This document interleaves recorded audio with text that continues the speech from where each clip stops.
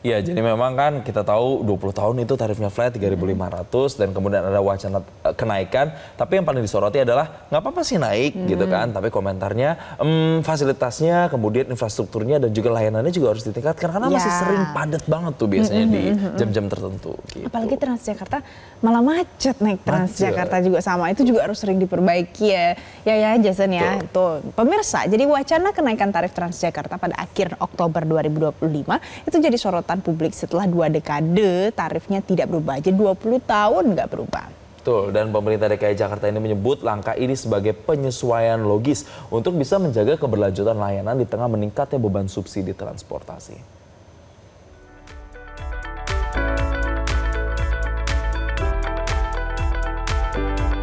Bisa yang kita tahu, tarif Transjakarta ada di angka Rp3.500 untuk sekali perjalanan. Nah, usulan kenaikan tarif ini mulai dibahas serius pada 30 Oktober 2025 dengan kisaran tarif baru antara Rp5.000 hingga Rp7.000 per perjalanan. Kemudian pemirsa, 29 Oktober 2025, Pemprov DKI Jakarta menegaskan kalau subsidi tetap di angka kisaran Rp9.000.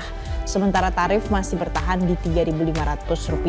Sedangkan jika tarif Transjakarta tanpa subsidi, maka seharusnya tarif ekonomis yang dibayar per perjalanan oleh para penumpang itu adalah Rp13.000 sampai dengan Rp15.000 per perjalanan. Nah, Gubernur DKI Jakarta, Pramono Anung mengakui beban subsidi tersebut semakin berat saat ini, terutama setelah ada pemotongan dana bagi hasil dari pemerintah pusat, ditambah lagi biaya operasional yang terus meningkat. Nah, laporan kinerja Transjakarta menunjukkan peningkatan armada, penambahan rute, perawatan, serta investasi pada bus listrik ini semuanya perlu biaya. Tapi pemirsa, wacana kenaikan tarif menjadi Rp5.000 sampai dengan Rp7.000 ini tengah dikaji. Pemprov menegaskan 15 golongan masyarakat nantinya tetap akan menikmati layanan Transjakarta secara gratis, termasuk pelajar, ASN, penyandang disabilitas, dan juga lansia.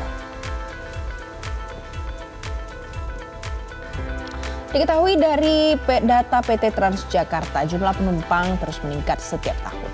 Dan ada rencana penambahan rute, kemudian pengembangan fasilitas lain. Sementara itu selama bertahun-tahun, pendapatan dari tiket tidak bisa ternyata untuk menutup biaya operasional.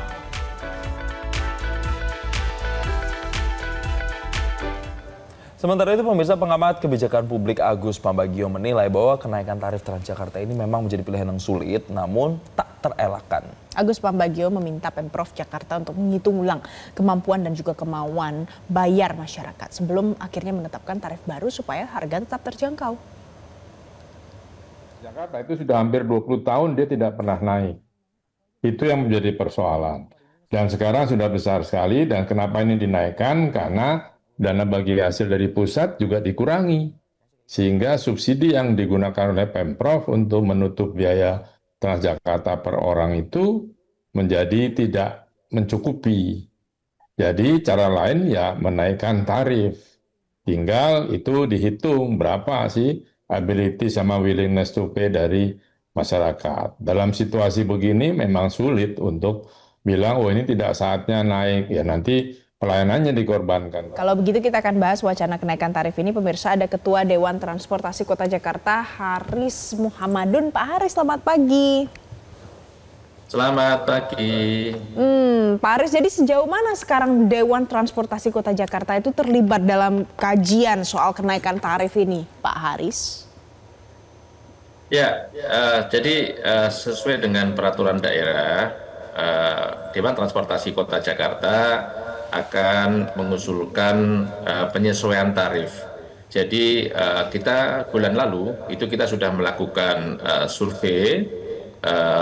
Itu ada 2 minggu kita lakukan survei, tentunya kita cek lagi ATP, WTP, ability to pay dan willingness to pay-nya. Lalu kemudian minggu yang lalu, tanggal 29, itu kami melaksanakan FGD, tidak saja FGD-nya itu teman-teman PTO, Public Transport Operator, tapi juga masyarakat dan juga teman-teman yang terlibat dalam hal pengambilan kebijakan terkait dengan penyesuaian tarif ini. Jadi minggu ini kita akan melayangkan rekomendasi angka-angka usulan berdasarkan survei kami kepada Pak Gubernur.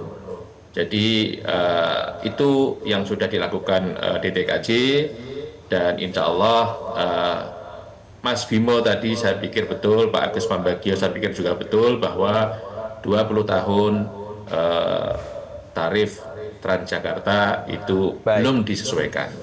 Seperti itu. Pak Haris, ada usulan-usulan range angka nantinya akan dibahas bersama dengan Pemprov. Nah, kalau tadi bahasnya angka yang muncul informasinya ada 5.000 sampai dengan 7.000. Pertanyaannya gini, apakah itu nanti angka yang juga direkomendasikan oleh DTKJ? Dan kalaupun merekomendasikan angka, pertimbangannya biasanya apa tuh Pak?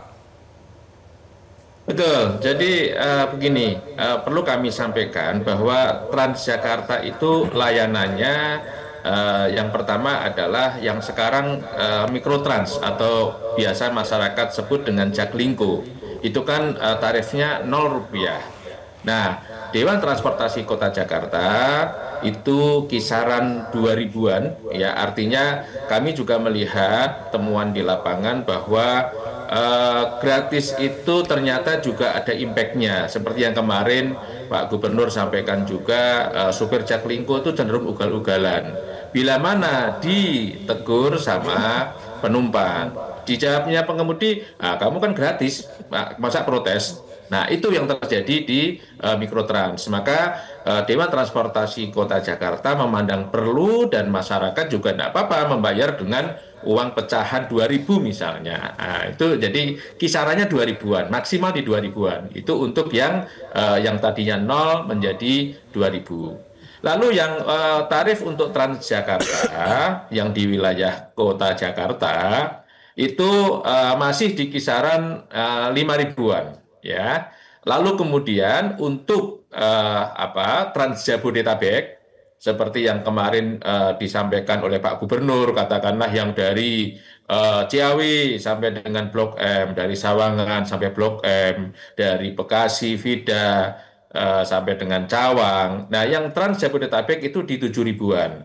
Jadi kira-kira seperti itu berdasarkan layanannya, ya, Mikrotrans yang tadinya 0 menjadi 2.000, Transjakarta yang tadinya 3.500 menjadi 5.000, lalu kemudian yang Trans Jabodetabek dari 3.500 karena jaraknya paling jauh dan menjangkau untuk wilayah daerah mitra di Bodetabek lainnya, maka di situ usulan DTKJ kisaran di 7.000. Seperti itu Mas Jensen dan Mbak Valen. Pak Haris ya. Pak Haris, kalau dari usulan yang sudah diberikan saat ini, apakah DTKJ selain memberikan masukan soal tarif juga memberikan masukan soal skema bisnis, Pak Haris?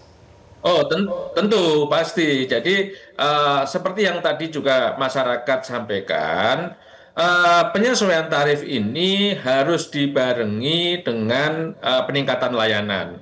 Kenapa tadi kita perlu sesuaikan setelah 20 tahun? Karena beban Jakarta kan pengen memperbaiki kualitas layanan. Salah satunya adalah memperpendek headway, jarak antar keberangkatan daripada bus.